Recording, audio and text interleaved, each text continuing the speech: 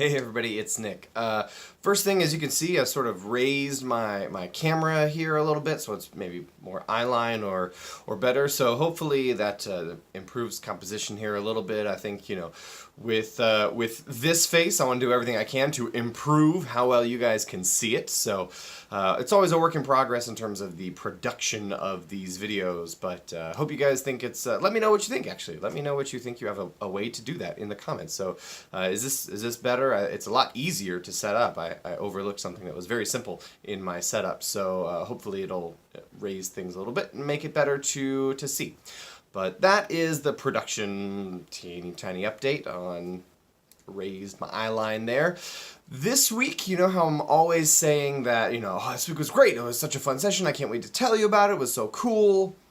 Can't say that this week. This week was kind of a bummer. Didn't have much fun this week. It was not great, and I promised you guys that I would tell you about all the mistakes that I make and you can learn from them, so I guess we're going to spend a few minutes doing that today.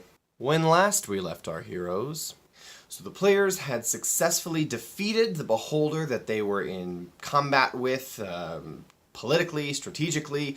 They had battled it and made it run away, killed its necromancer. It fled back to its lair in the Underdark. However, it was at the cost of their friend Clement's life. And Jordan, Clement's player, took this opportunity in real life to step back from D&D and focus on his academics for the rest of the semester.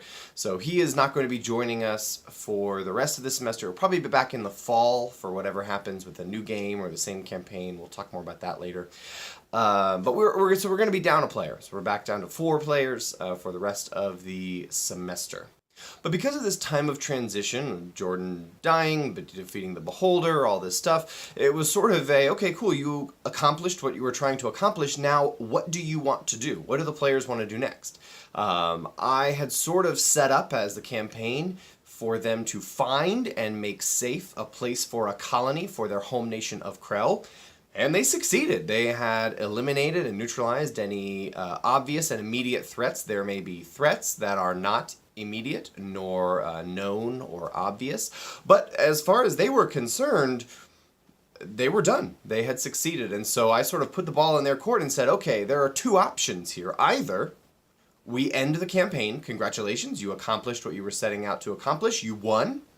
Or you have goals and things that you want to get done, and that's what we continue to do. So you've accomplished all the stuff that I set in front of you, that the sort of prepackaged adventure and how you want to do it. Now, what do you want to do as players? What would you like to get done? And in our group chat over the course of the week, they sort of had non-answers, or, anyone who did answer, it was sort of a half answer about things they didn't want to do, and so that wasn't incredibly helpful, and they basically decided in the group chat that we have, okay, let's wait until we're all together in person, we have a physical map, let's look at the map and just see what is there and figure out what we want to do. We want to explore around and check out the surrounding area.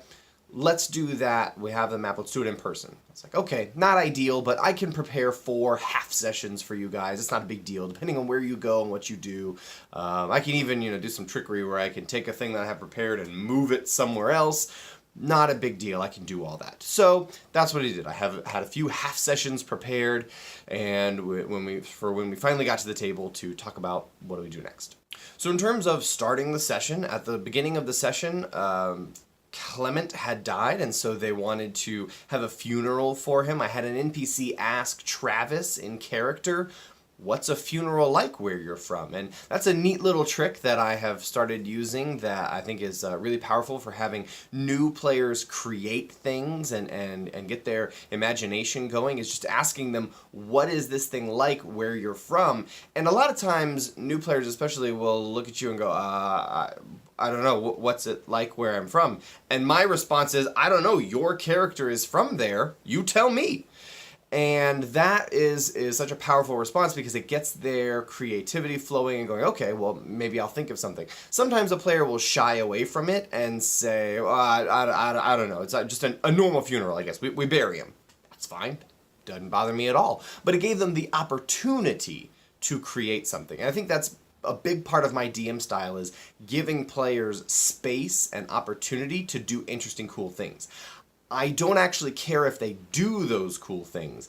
I just give them space to. So that funeral scene was pretty cool, and then after that, Orar, the former PC, now captain of their ship, said, okay, so is it done? Is it safe? Because this crew wants to get out of here. They want to go back to the home nation of Krell. They want to get their gold reward. They want to be done with this area and find a new job, a new mission. And the players basically said, yeah, it's finished, it's done, we're safe, so we can go ahead and contact home and have them send over colonists, and you can send the ship back. But the players now have an airship, so they don't need that sailing ship and that crew anymore. They've just got their airship, and they can kind of go wherever they want. So they're deciding to stay in this archipelago with all these islands and figure out something for themselves to do next. And so the ship and Orar now leave and depart for home and their gold reward. And now it was sort of a time when the players busted out their map and said, okay, where do we go next? And I had all these sessions ready. Okay, here we go. And they basically just picked an icon on the map and said, let's go here and see what's there. Which was tough because I felt like I had presented lots of interesting things over the course of the campaign for them to go and interact with or follow up on.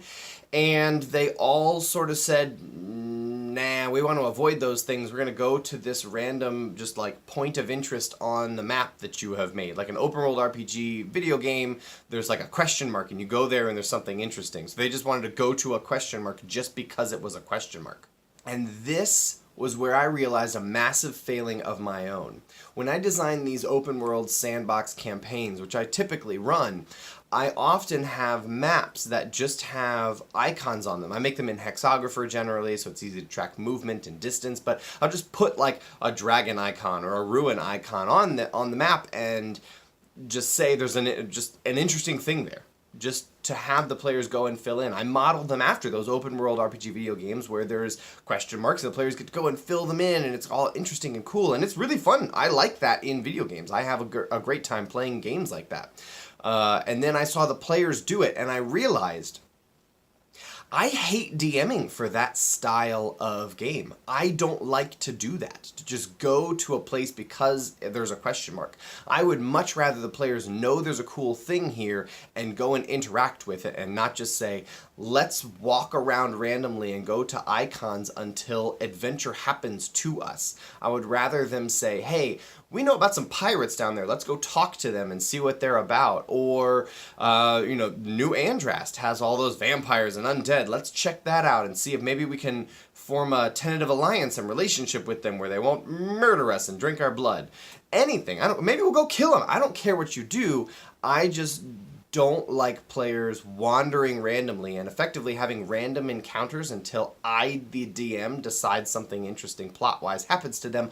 I want them to have their own goals and motivations to go do things. But this is where I'm sort of butting heads a little bit with players, is realizing most of them haven't made characters that have backstories that I can hook into or even personal goals and motivations. So they don't have a reason for doing any of the things that they're doing. I kept trying to get out of them over the week.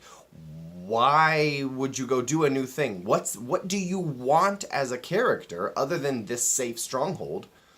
And how are you going to pursue that goal? And they basically said, my goal is to go and do things. My goal is experience and like lowercase e, not like I want to gain levels for the sake of levels, but I just want to experience the world. And that's not a goal. It's not a tangible or meaningful goal in my mind. And so we sort of have run into this crossroads of players just wanting to do a thing because it's a thing, but me not wanting to run that kind of game. And that caused a lot of issues this past session. I don't know what the players, but I didn't have any fun this past session, and that was tough. So obviously a lot of lessons to learn for next campaign, encouraging and helping the players make backstories that are interesting, that I can hook into to give them hooks and compel them along adventures, but also realizing I don't like the style of play that my own maps facilitate. So I need to make maps differently. I need to present that kind of thing to players incredibly differently. Otherwise, I'm making it unfun for me. How dumb am I? And so that was something big that I realized, and obviously a lot to improve, but for now we're left salvaging this campaign. I've got some hooks and things set up for this coming session, so I think we'll turn it around a little bit and be able to finish out the semester strong, sort of realizing that they just want me to put an adventure in front of them that they can't miss, and finish out the adventure that way. And so we will at the very least finish out this semester in play. I don't know what we'll do in August. In the summer we'll take a break, and then in August all the students will come back. We'll have our whole party back here.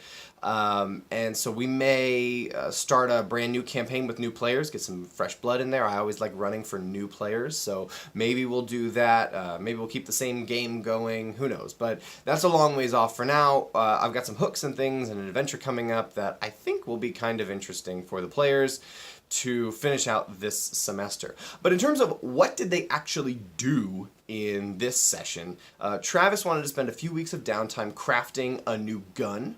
So while he was doing that, the dragon, played by Matt, flew over the southern part of the island just to scout it out, see what's going on over there, and saw a lot of swampland, and then way down below saw maybe some a camp, some individuals living there, a campfire, maybe some tents. And then as he was sort of flying over and inspecting it, he heard a dragon roar and decided to peace and leave that situation hastily. Next, as the players were sort of departing or on their way to that one icon on the map, they encountered a group of adventurers, basically in the jungle, fighting against a T-Rex. And I described all kinds of different classes and casting magic and different races all hodgepodge together, surrounding and taking down this T-Rex. And as the players approached, the other adventurers basically said, "Hey, back off, this is our contract." And the players said, "Okay, we're going to back off." Which has never happened in the history of anything, where somebody said, "Hey, back off," to the player characters, and they did. So that was two plot hooks that I had thrown in front of the players that they said, "Nah, we're going to go this way." Oh well. And they eventually made their way to this underwater ruin icon on the map, and they were there. They didn't see anything in the water, so they hopped in the water. They used their ritual casting of water breathing to swim underwater, and they got way down deep, and they found a really cool shipwreck, a massive, massive ship, like 3 or 4 times bigger than any of their ships. And that was really cool. And as they approached, they were attacked by some marrow, and the players ran away.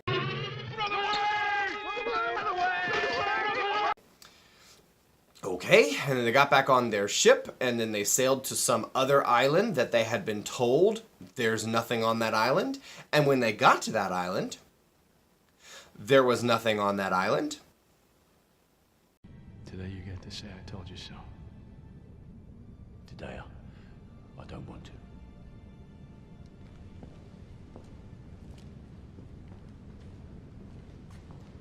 But I did bloody tell you. And that's where we ended the session. So I learned a lot this week. I learned a lot about what I like and don't like as a DM, about the styles of play and my own maps. I learned what is and isn't reasonable to expect of at least this group of players that I have. And unfortunately, the payment, the cost for that lesson was an unfun session. But I think that unfun sessions are okay. They happen as long as you can learn from them. I do believe that most of my players had some reasonable amount of fun. They don't regret coming to D&D this week. But I didn't have fun. And I think if you can learn something out of an unfun session, congratulations, it was worthwhile. If you had a miserable session and no one learned anything, then that's a bummer. And I think most sessions that are unfun, you can learn something from. There is a lesson in there, even if it's just one player had a tremendous amount of unfun. You can learn something from that and apply it later on and grow from it as a DM. And so that is my goal. Hopefully the rest of this semester, this campaign that we're going to finish out here, is not unfun. That's the goal. #goals. So hopefully I can learn some things from it and have some fun with the players for the rest of the semester. So only a few more weeks left, probably 3, 4, 5 sessions, somewhere in there. Hopefully it'll be really cool, but a lot of lessons learned. Next week we're going to get sort of back on track. I've got some things I'm really excited about, unless of course the players ignore all of those hooks as well, which is entirely possible.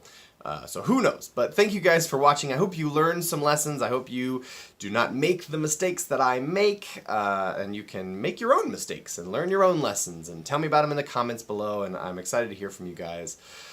I'll see you next time.